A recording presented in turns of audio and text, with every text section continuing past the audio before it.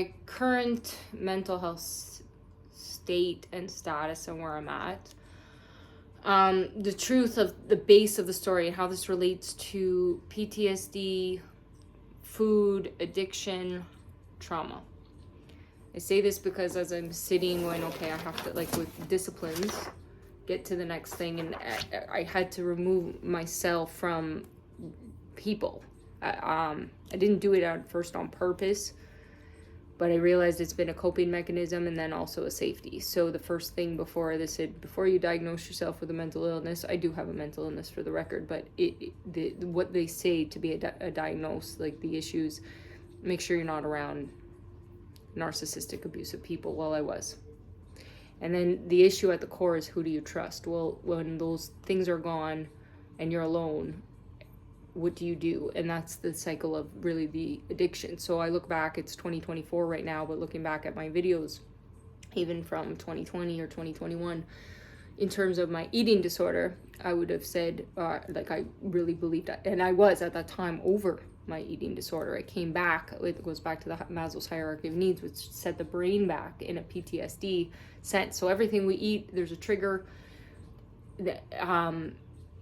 Also then understanding the disciplines and then where we punish ourselves. So even when I say eating disorder, distorted eating is the obsession with it at all and how that relates to the body and thinking about it. So I don't have an eating disorder. I don't purge. I eat healthier than the majority of the population too. So that's not a thing. It's the obsession and then starting to eat and then not being able to stop. So that was re-triggered when the opportunity to be looked at again in the. So I was a professional spokesperson, fitness person, looking at my body, all that. But I gave that, like, okay, so when that wasn't the focus, my health knowledge, because I have a base of 20 something years of health knowledge, came in to play. The distraction, you just kind of like more robotic, do the things, okay, but when the focus came back to my appearance and my weight, and then also as the Maslow's hierarchy of needs and the loneliness, that is what really triggered the depression and then the eating disorder. And that distorted eating, though, is the body dysmorphia and images. So there's the realistic things of, if I look at what my body was and is, to then, like, okay, you gained weight, okay, your body changed, but it's the self-talk and then the obsession with it. So I understand this very well, and I've used myself as a guinea pig because of the PTSD. And truthfully, the what I'm out to do and prove, and the documentation is for myself, is really to educate the educated, because the damage that the educated did to my life weight I was is why I'm this way. I've never claimed to be many a doctor, years ago, which want to be honest for me a doctor. makes me want to freak out. They ruined my life. However, people in positions of power ruined my life. So even then you go into, okay, the coaching aspect. In my life, I've not had no knowledge. I was a professional fitness model, but a spokesperson. I was not the person. I would still go to the experts or the things for advice, but I was never able to really, in my career and in different things, I didn't do. I was a host of this shows. That's my skill is speaking and presenting. It's even how I got through college. I took marketing and business.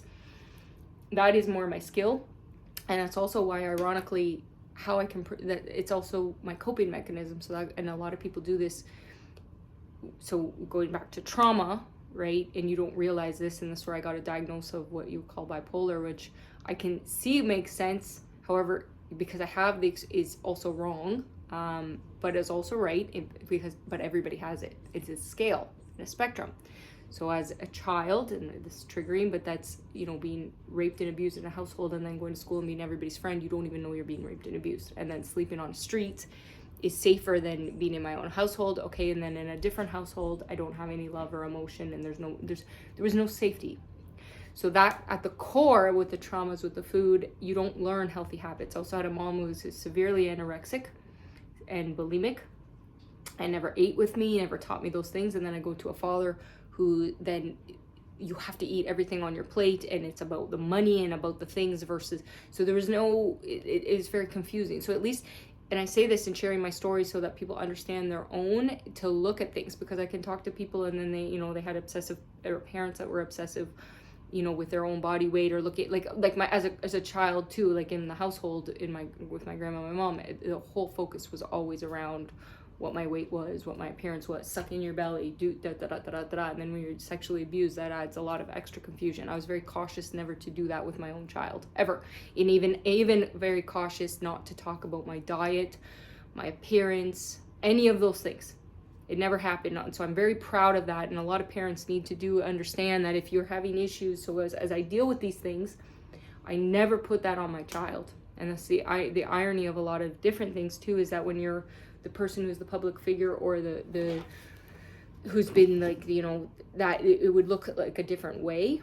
But that was something I went the other way in being extra cautious, and that's, you know, how food makes you feel. So in the teaching, in the process, I was very good at that. But when it came back around to, and it really was, and so in my lifetime, I always was in and out of a hospital with many different health conditions, autoimmune disease, conditions that they can't explain, blah, blah, blah, blah, blah.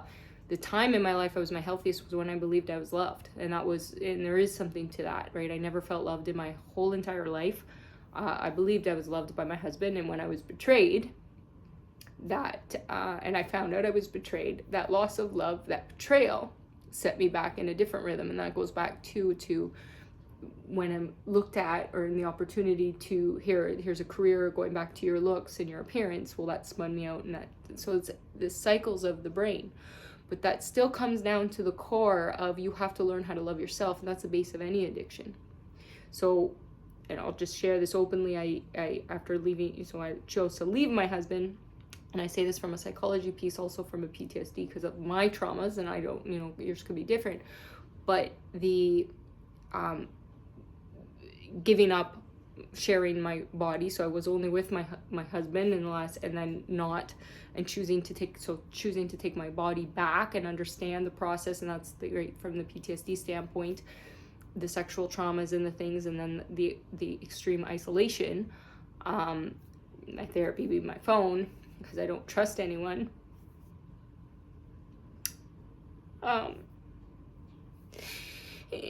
You know, it brings back a lot, because when you're eating something, or when you're doing something, or when you're having something that does relate hunger and sexual urges or needs, and as we're right, and as that hasn't, because I had to realize from rapes and trauma, an extreme high sex drive, but I don't, and I'm not judging anyone who does, but just my journey in the you know, not exposed to any pornography, not exposed to having intercourse, not sharing my body. And so that spiritual side, and then how that connects to the food and the disorders, because that's where the punishment comes in. So I would believe that to be any addiction is when we're with ourselves.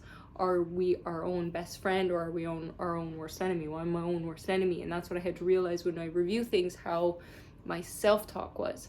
So the first things that I do is criticize my body, criticize what I look like, blah, blah, blah, blah, blah.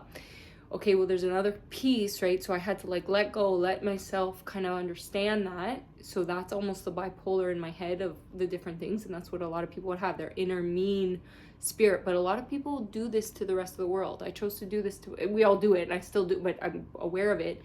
Being so cautious and it's so uncomfortable to sit, film yourself, talk about yourself, and then rewatch it. Because then you really know who you are. And I have to say, out of all the things I'm most proud of is that.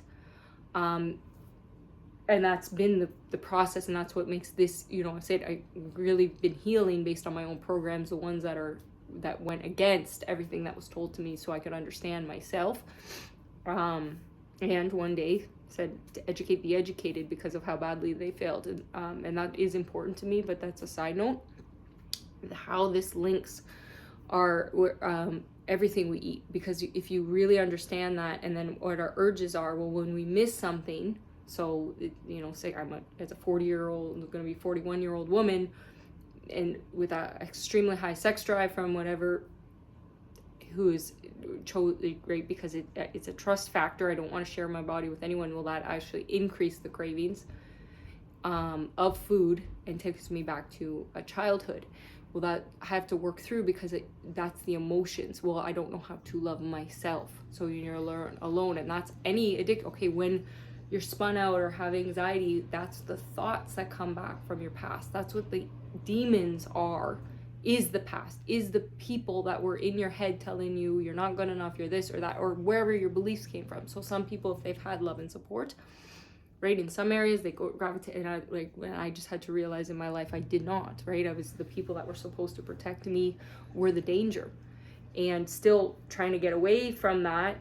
And the living the way I've had to live has been, and that changes the brain because it puts you into a survival mode. So, and then changing the Maslow's hierarchy of needs, etc., etc. So I lost my health severely in the last little while, and I have to give myself more credit to what I've been through. I respect my integrity. That's what I'm most proud of. My morals, my principles. However, I still, that's the irony. It's like I'm not good enough when I'm not pretty. And I don't think I'm pretty. And that's pathetic.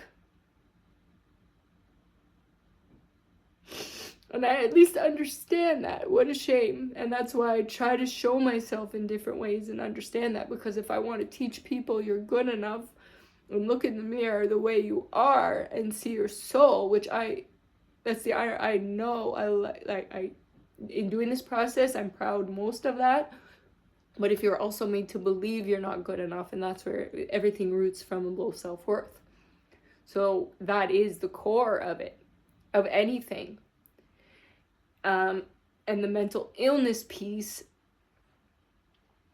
is that disability that my brain turns off, that it's like I can do some things that are so exceptional. It goes back to that little girl who could go to school and be everybody's friend and blah, blah, blah. But that's an insecurity, right? If you're certain, because that's all it is. And I had to really understand that, but it's also why I'm still such a master of disguises. So what it would look like publicly, and I even had to take a break off social media because was my way of giving, but also my way of creating illusion and protection, because you don't want to look stupid. But my husband made me look stupid, and you're just, as a woman, you're written off for that. And it's difficult, and I still can't talk about that and where I'm left after. And I didn't believe I was even worthy after the amount of work I did and the things I did of deserving anything, because he made me believe that. But that's also what was at my core, right? So that's what I have to understand. That's why I've had to take a step back from that, is because it's the responsibility of saying, it's like, not all men are cheaters. I can't believe that. I have to believe that not to be true, because if a man said all women are cheaters, I'd go, well, that's absolutely not true, because I know I'm the most loyal, loving person, right? So, okay, why are we having a mismatch? Well, what am I attracting? Well, at my core, I don't believe I'm worthwhile. Okay, where does that come from? Okay, that's going through it. So this has been this interesting journey, and I realize, food is so much more. We have to eat. So I've never had an issue. I've never touched an illegal substance in my life. I was using marijuana as a coping mechanism for a little while, which I did decide to give up as well, because I really want to get to the base of healing on so many different levels. And that's what the next level. I'm in pain every day. I was first diagnosed with, or I started using it because of fibromyalgia. I still have that. I'm in excessive pain. The pain went away for a little while before in this process, but it came back. But that's just, that's also a thing that I go into to try to understand. But it goes back to then, okay, the core of that, the inflammation. So instead of trying to mask it with the marijuana or the different things, I want to understand my body. Okay, well, this goes into now the disciplines of food. And because I've had the distorted eating is because I've realized as soon as I'm restricted, because that's the irony, as soon as then that's what I want to do. And that's what a lot of people who haven't been under extreme control, maybe would have a hard time understanding that. But that's where, like, the core of eating disorders, because that's the thing you can control or hide or whatever. Okay, well, now it's out of control. Well, how can you control yourself and the disciplines? Well, I'm working through that. So there is the actual scientific component of, well, if you're eating certain foods to balance your hormones, that's going to make a difference. If you're eating, sugar is going to spike, But I had to let myself kind of go in that, but also the next understanding, well, these are the physical symptoms that you're having. This is, and it's like, you look at your real life, right? If one of the disabilities that I have is I urinate a couple hundred times a day. That's excessive. Well, there's also a stress component. What's going on? There's my health component. I'm knock on wood, the last hospital visit was a couple months ago that my body shut down my central nervous system. I've been feeling better, but this stress shuts me down. They can't figure that out. It's a severe trauma and stress And that's, again, the Maslow's hierarchy of needs. And that all relates. So people not understanding that. So I'm out to really, I'm documenting it, get people to understand it, my process. The next level, starting Saturday now and starting Monday, I want to say, hey, I want to try at least to have some disciplines, because I've never really properly followed something, because I go off in left field, because I get super anxiety over any type of control. But ironically, that's exactly what I need. It's like I need something or someone to control me. So that's, again, why I've attracted very controlling people, but that helped kept me in line. Well, the issue is trust. So I want to get back in my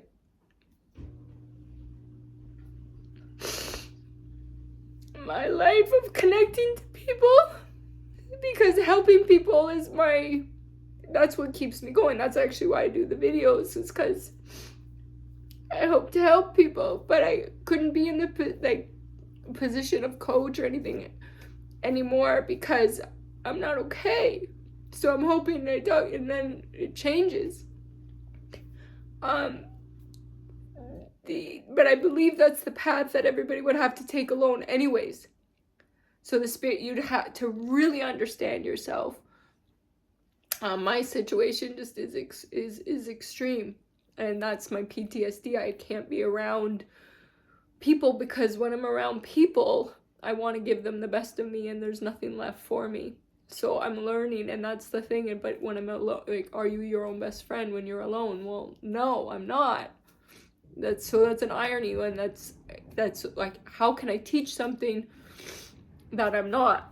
And that's the irony of, and at the time in my life that I was coaching or empowering people or doing whatever I believed to be genuine, and I was genuine, but the universe, I believed, challenged me to go deeper. And I would actually challenge coaches on that, because I've really seen in this process so many of them haven't gone deep enough and are kind of where I was. And I'm hoping that I can turn this around and really prove it. And that's where you have to dig down and go into that discipline. But this is the documentation piece. So the next stage is I'm going to try to see and document this. Okay, well, what's going to happen now, being actually cleaning up your diet to follow something to see if you can heal, because the inflammation, the pain, the physical thing, all of that, because I have to have my base and my health set to then try to take on the next things, versus continuously self-sabotaging and punishing. That will lead to my death. I've been suicidal in my thoughts every day since 2020 after what the doctors did to me, and I work through that every day. And that's why I document these things, because there's times I don't think I'm gonna make it. It's that bad, but I fight every day. And my goals are really to prove what PTSD, because it's my only condition, is PTSD. And going off medication that was prescribed to me, I actually helped open that up. Am I against medications? No. But I'm against what they did to me, because it opened up my mind to be able to see and go through this. But not everybody would be able to go through this. I was just blessed that I started doing personal development at 13 years old, and my business is my art form, which has been my healing, which that's the base of everything that I do. That's saved my life. However, if I still have to figure out how to turn that around, but we'll see. I'm just following this path.